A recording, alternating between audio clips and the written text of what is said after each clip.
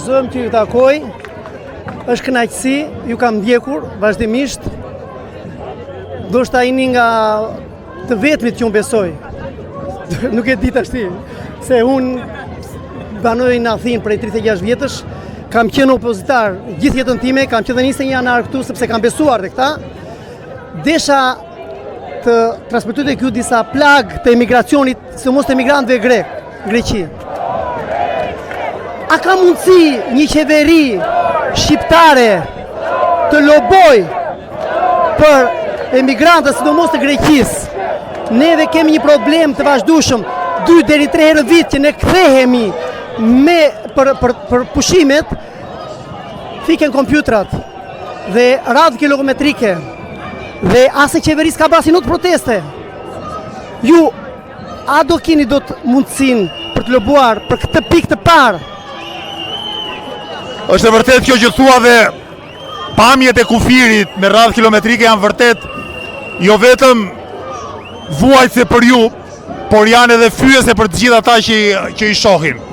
Tani sigurisht që një shtet nuk mund të marrë vendime për një shtet tjetër, por ama mund ngrej zërin dhe mund të kërkoj që qytetarët e vet trajtohen me dinjitet. Që ta bëj këtë duhet jetë vetë qeveria që kërkon llogari, duhet jetë vetë dinjitet. Sa kohë kemi pasur vetëm pushtetar të korruptuar e të padenj, sigurisht që këta nuk kanë arritur të krijojnë autoritetin e duhur politik dhe moral edhe raport me shtetet fqinje. Sepse dhe fqinjët e kanë parë që me kryeministin e Shqipërisë mund të bësh pazar për të përfituar, por nuk ka arsye pse të bisedosh për drejtat e shqiptarëve. Kështu që një qeveri e denj në Shqipëri do t'i peshonte shumë më tepër fjala në raport me fqinjët, edhe në këtë rastin konkret që fqinjët, shteti grek në këtë rast, të marrë masat e duhura infrastrukturore që njerëzit mos trajtohen si bakti në kufi. Është e padenj. E dyta, duhet shtruar pyetja, kush është përgjegjës që Shqipëria është kaq e vonuar në integrimin në Bashkimin Evropian? Pse nuk kemi sot vend antar i BE-s dhe përpasoj do kishim nevojë fare për radhë në kufi, dhe kjo është përsëri faj i qeverisë aktuale dhe i gjitha qeverive që nga viti 1992, kur është shpallur botërisht synimi i Shqipërisë për të integruar në BE. Unë desha të shtoja këtu edhe probleme akoma dhe më madhore, siç janë pensionet. Ai është një problem shumë madhor nga që ligji për shqiptarët që dalin pension dhe kanë mbi 15.000 ditë pune dhe poshtë nuk marrin asnjë lloj pensioni në krahasim me qytetarët grek. A do kishte mundësi politika shqiptare në përgjithësi dhe kjo qeveri për mua që është kriminale që të lobonte qoftë dhe në struktura ndërkombëtare për këtë padrejtësi, se kjo është padrejtësi shumë e madhe. Kjo është edhe një plagë shumë e madhe. Dhe këtu përsëri qeveria shqiptare do duhet ta shihte me përparësi absolute lidhjen e një marrëveshje të njohjes së viteve të pension, të viteve të punës midis Shqipërisë dhe Greqisë. Ka shumë shqiptar, të cilat një pjesë të viteve të punës i kanë në Shqipëri, një pjesë viteve të punës i kanë në Greqi dhe nuk arrin të plotsojnë vitet minimale për të marrë pension as te as andej dhe përfundojnë fare pa pension. Tani qeveria shqiptare ka në dorë dy gjëra. E para njerë ndryshoj ligjin në Shqipëri. Sot Shqipëri të duhen 15 vite punë për të përfituar pension minimal.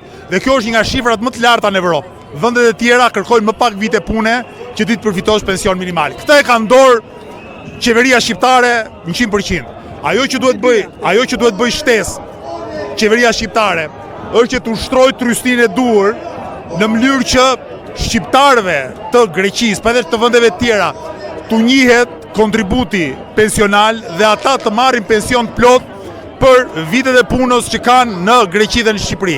E treta pastaj, duke përdorur dhe mekanizmat e Bashkimit Evropian, duke përdorur edhe institucionet e shoqërisë civile, shoqata, institucione tjera, cilat ngrenë zërin për drejtat e punëtorëve, sidomos punëtorëve emigrant, është e nevojshme që të ngrihet kjo si çështje. Unë e di bie fjala që edhe në Greqi ka, ku di unë, lëvizje punëtore, sindikata, lëvizje shoqërisë civile, të cilat mund të kontaktohen edhe kur nuk do shteti grek të kërkohet bashkëpunimi i këtyre organizmave të tjerë që të ngrihet çështja drejtave të punës dhe drejtet pension të emigrantëve shqiptar. Përndryshe, ajo që do ndodhë është që shqiptari shkret do punoj 40 vjet, 45 vjet dhe nuk do gëzoj pension. ose po gëzoj pension, do gëzoj një pension minimal, dhe ç'është më e rënda, shqiptari i është, si thua, i ka rënë bretku në punë, jo vetëm për të mbajtur veten, jo vetëm për të mbajtur fëmijët e vet, po jemi nga ai popull që i ka rënë bretku për të mbajtur ikosisht dhe prindrit. E vërtet. Pra emigranti shqiptar, jo vetëm Greqi, por kudo, mban veten me punën e tij, mban fëmijët me punën e tij, mban dhe prindrit me punën e tij. Që do thotë është më i rrobtuari, më i shfrytzuari, e më i diskriminuari, dhe kur vjen në shtetin shqiptar e pret me indiferencë dhe nuk bën minimumin e detyrës që të ushtrojë trysinë e duhur tek institucionet e shtetit grek dhe institucionet e tjera ndërkombëtare që të njihen drejtat e shqiptarëve siç u takon, sipas parimeve të drejtësisë shoqërore. Desha të shtoj dhe pikën tjetër që është plagë dhe ajo gjithsesi për shqiptarët, dokumentacioni i shqiptarëve në Greqi. Dokumentacioni gjithë strukturat në Greqi i zvarrisin pa mas dhe shqiptarët janë me një copë letër që pa dignitet.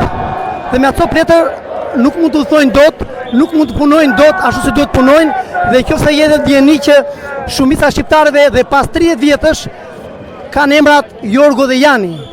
Ky është që ne atje nuk kemi dignitet. Juve si mendoni që mund të na riktheni këtë dignitet? Sepse fatkeqësisht na ka rënë fare digniteti në Greqi. Digniteti i shqiptarëve është në përkëmbur në Greqi, sidomos në Greqi gjatë dekadave të fundit, sepse institucionet e shtetit shqiptar kanë qenë padenja. Ne duke pas institucionet padenja, duke pas politikanë të korruptuar, duke pas politikanë që janë gati të shesin gjithçka, territorin, të mirat publike, pasuritë publike, ata në marrëdhënie me të huajt bëjnë vetëm pazare. Nuk është se bisedojnë për drejtat dhe për dignitetin e qytetarëve shqiptarë që jetojnë në Greqi. Kështu që unë luftën dhe përpjekjen për të fituar dignitetin e duhur emigrant shqiptar në Greqi e shoh pasgjithshmërisht lidhur me demokratizimin dhe shëndoshjen e shtetit shqiptar dhe institucioneve tona. Pra pa krijuar në institucione denja këtu, që të kenë autoritet moral, të kenë autoritet politik dhe të respektohen dhe jashtë, nuk mundet që të shpresojmë se vendet e tjera do na trajtojnë me respektin që meritojmë. Faleminderit të fundit, me kise desha të takoja deputetin Redi Muçi, në qoftë se ky parlament do ekzistojë akoma, që unë shpresoj mos ekzistojë, a do ketë mundësi që të ngrirë zërin për këtë problemin që është tashti në gusht për ardhin e shqiptarëve. Tek ato pseudo mbledhje që bëhen, të ngrirë dhe të kërkoj që të paktën të ketë një ndryshim në trajtimin e hyrjes e emigrantëve në muajin gusht, që do të jetë frukset pa para, për ardhje dhe për ikjen e emigrantëve në kufirin mbi Greqinë.